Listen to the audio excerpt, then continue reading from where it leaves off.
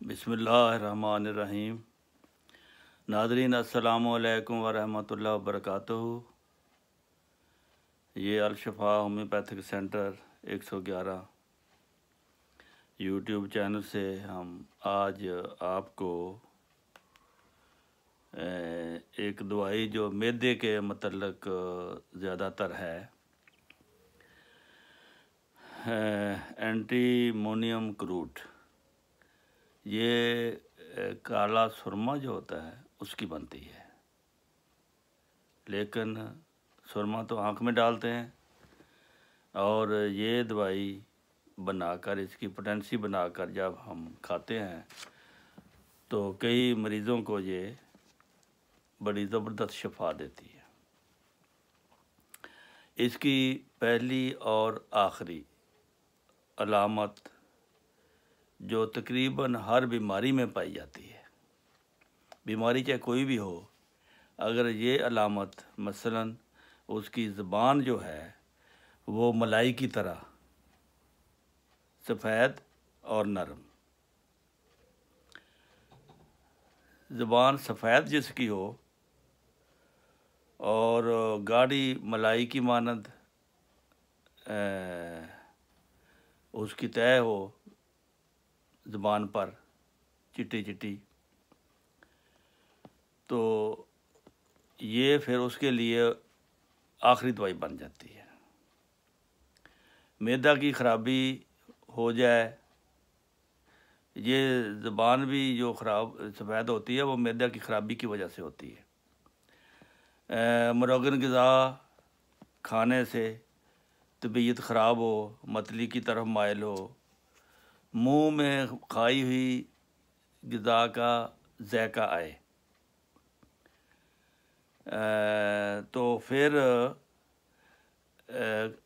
खट्टी चीज़ खाने से जो एलर्जी हो जाती है, उसके जो भी बद असरात हों खट्टी चीज़ खाने से, नींबू खाने से या कोई और चीज़, खटास से कोई नुकसान हो, जो अलामतें जिस्म में बदल जाए, तो फिर भी ये एंटीमोनियम क्रूट जो है ना, ये काम करती है। और कब्ज़ या असहाल, बारी बारी भी हो सकते हैं, कभी कब्ज़ होगी कभी असहाल, ख़ुसूसन ये बूढ़े लोगों में ये अलामत पाई जाती है। और बच्चों में ये अलामत पाई जाती है कि उनके मुंह की बाछें जो होती हैं वो फटी होती हैं, कटी फटी होती हैं, नथने भी उनके और बाछें भी दोनों अगर कटी फटी हैं तो बच्चा जो है देखा जाना या छुआ जाना गवारा नहीं करता। बच्चे की तरफ देखो तो वो रोने लग जाता है, चिड़चिड़ा होता है, अगर उसको हाथ लगाओ तब भी वो चिड़चिड़ा होता है, ख़ुसूसन बुखारों में। ज़बान सफ़ेद होती है, नहाने से नफ़रत होती है उसको, नहाने के बाद असरात भी ये दवाई कवर करती है। मसलन अगर नहाने से सिर दर्द शुरू हो गया, या नहर में या पानी में, खुले पानी में नहाने से सिर दर्द शुरू हो गया, तो उसकी इलाज भी एंटीमोनियम क्रूट है। इसी तरह गर्म मौसम में जो नकाहत पैदा हो जाती है, सूरज की गर्मी नाकाबिले बर्दाश्त हो जाती है, तो ऐसी हालत में जब पखाना में बलगम ज़्यादा आनी शुरू हो जाए या मिली जुली,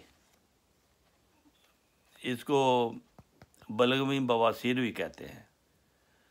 बलगमी बवासीर होती है, पखाने के साथ बलगम सफ़ेद रेशे जुड़े हुए या अलग अलग आने शुरू हो जाते हैं। मरीज़ को महसूस होता है कि चर्बी घुल कर आती है, लेकिन वो चर्बी नहीं होती, वो बलगम होती है। हाँ, फिर बाज़ मरीज़ों के नाखून जो हैं वो बदवज़ा हो जाते हैं, عجیب قسم کے ٹیڑھے میڑھے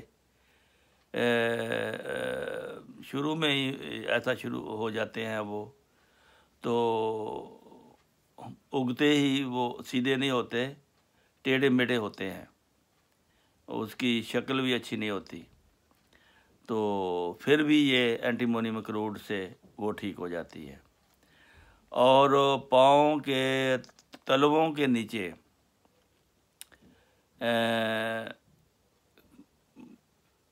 گٹے پڑ جاتے ہیں، گٹے میں نے